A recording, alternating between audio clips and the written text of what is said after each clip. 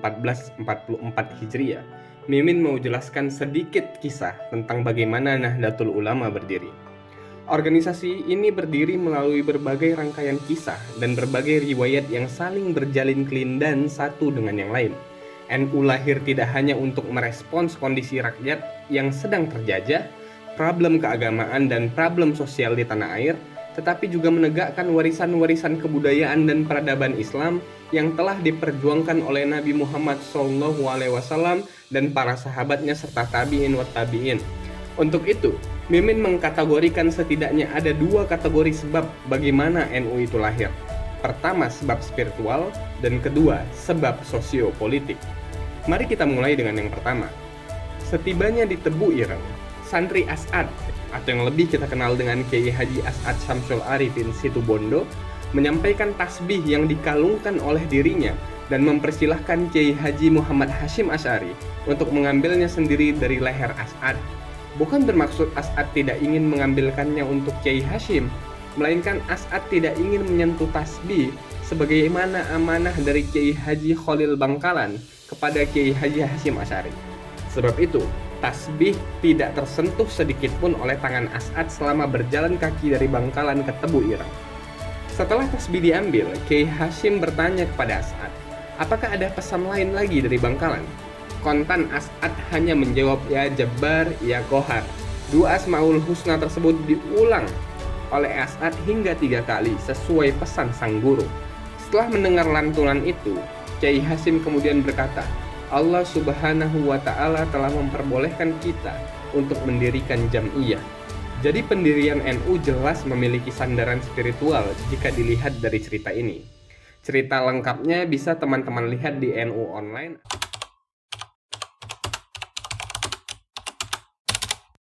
Embrio lahirnya Nahdlatul Ulama juga berangkat dari sejarah pembentukan Komite Hijaz. Problem keagamaan global yang dihadapi para ulama pesantren ialah ketika dinasti Saud di Arab Saudi, yang waktu itu bernama Hijaz, ingin membongkar makam Nabi Muhammad SAW karena menjadi tujuan ziarah seluruh muslim di dunia yang dianggap bid'ah. Selain itu, Raja Saud juga ingin menerapkan kebijakan untuk menolak praktik bermazhab di wilayah kekuasaannya, karena ia hanya ingin menerapkan Wahabi sebagai mazhab resmi kerajaan.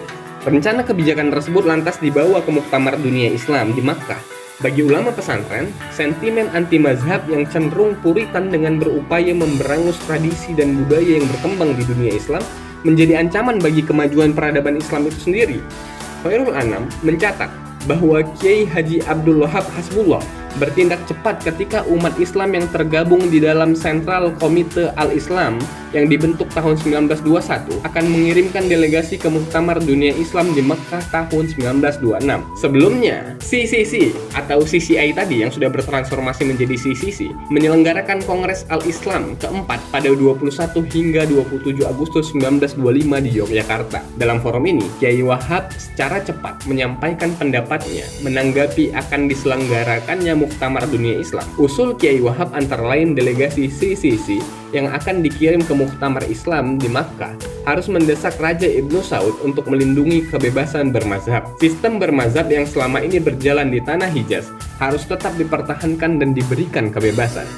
Kiai Wahab beberapa kali melakukan pendekatan kepada para tokoh CCC, yaitu Wondo Amiseno, Kiai Haji Mas Mansur, dan Hos Cokro Aminoto, juga Ahmad Surkati. Namun diplomasi Kiai Wahab terkait risalah yang berusaha disampaikannya kepada Raja Ibnu Saud selalu berakhir dengan kekecewaan karena sikap tidak kooperatif dari para kelompok modernis.